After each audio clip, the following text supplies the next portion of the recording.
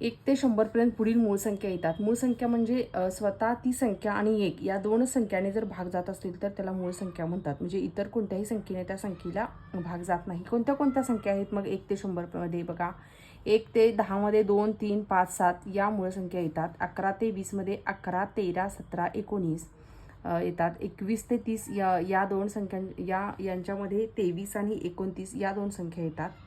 31 ते 40 मध्ये 31 आणि 37 या दोन मूळ संख्या येतात। 41 ते 50 मध्ये 41, 43, 47 या मूळ संख्या येतात। नंतर 51 ते 60 मध्ये 53 आणि 59 या दोन संख्या येतात मूळ संख्या। 61 ते 70 मध्ये 61 आणि 67 या मूळ संख्या येतात। 71 ते 80 मध्ये 71, 73, 79 आणि 81 ते 90 मध्ये 83 आणि 89 या संख्या येतात। आणि 90 ते 100 मध्ये 97 ही एकमेव मूळ संख्या येते। अशा पद्धतीनं 1 ते 100 मध्ये या एकूण 25 मूळ संख्या येतात। आणि 1 ते 50 मध्ये विचार घेतला तर एकूण मूळ संख्या किती आहेत? 15 आहेत।